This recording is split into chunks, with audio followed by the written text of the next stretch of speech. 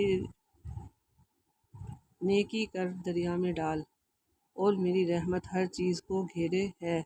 حضرت ابو ہریرہ رضی اللہ تعالیٰ عنہ روایت فرماتے ہیں کہ رسول اللہ صلی اللہ علیہ وآلہ وسلم نے فرمایا کہ ایک کتا کسی کنویں کے ارد گرد گھوم رہا تھا۔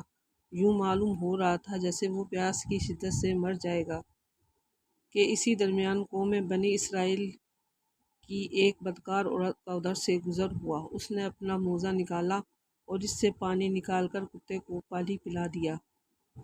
اس عمل کی وجہ سے اس عورت کے گناہوں کی مغفرت فرما دی گئی۔ فائدہ: جب موذی جانور کتے کے ساتھ بھلائی کرنا بخشش کا سامان ہے تو اشرف المخلوقات انسان کی خیر خواہی کرنا، اپنے پڑوسیوں، دوستوں اور رشتہ داروں کا فائدہ پہنچانا کتنا اجر و ثواب ہوگا۔ کرو مہربانی تم اہل زمیں پر، خدا مہربان ہوگا عرش بری پر۔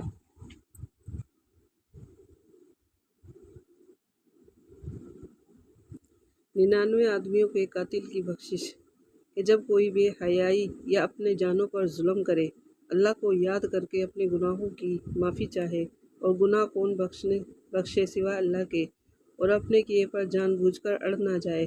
حضرت ابو سعید خدری رحمۃ اللہ علیہ فرماتے ہیں کہ رسول اللہ صلی اللہ علیہ وآلہ وسلم نے یہ بیان فرمایا کہ بنی اسرائیل کے ایک آدمی نے 99 قتل کیے تھے۔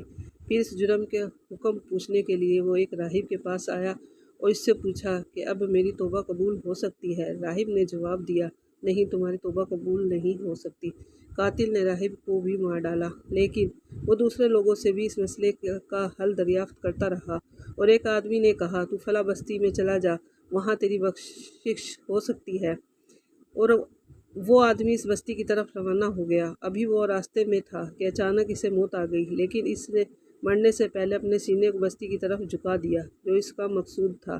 اس کی موت کے بعد رحمت کے فرشتے اور عذاب کے فرشتے آئے اور اس کے متعلق حجت کرنے لگے، اس بات کی کہ اس کی روح کون لے کر جائے گا۔ پس جس بستی کی طرف وہ آدمی جا رہا تھا، اللہ تعالیٰ نے اسے نزدیک ہونے کا حکم دے دیا، اور جس بستی سے وہ چل رہا تھا وہ دور ہو جانے کا حکم دیا۔ پھر فرشتوں سے فرمایا، اس کے مرنے کی جگہ سے دونوں بستیوں کا فاصلہ ناپ لو۔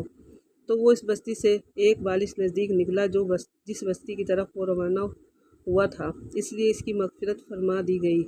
اس حدیث سے معلوم ہوا کہ وہ آدمی جو اپنے گناہوں سے توبہ کرنا چاہتا ہے، اس کے لیے کوشش کرتا ہے، تو اللہ تعالیٰ کی رحمت اس کی شامل حال ہوتی ہے اور اس کی گناہوں کی بخشش ہو جاتی ہے۔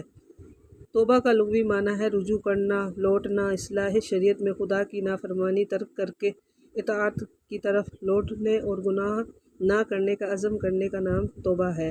توبہ کے لیے ان چیزوں کا ہونا ضروری ہے: اپنی گناہوں کا اعتراف کرنا، گناہ چھوڑنے کا پورا ارادہ کرنا، اپنے گناہوں پر شرمندہ ہونا، حقوق العباد کی تحت بندوں کے حقوق ادا کرنا، جیسے کسی کا مال لیا ہو تو اسے واپس لوٹانا، یا کسی پر کوئی ظلم کیا ہو تو اس سے معافی مانگنا، رب کریم کی بارگاہ میں ندامت کے آنسو بہانا۔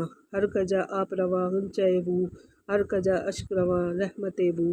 جب آسمان سے پانی برستا ہے تو زمین پر پھول کھلتے ہیں، جب آنسو بہتے ہیں تو اللہ کی رحمت برستی ہے۔ دعا ضرور کرے گا قبول رب کریم، تمہاری آنکھوں میں ہے لیکن نمی ضروری ہے۔ صلو علی الحبیب صلی اللہ علیہ محمد صلی اللہ علیہ وآلہ وسلم۔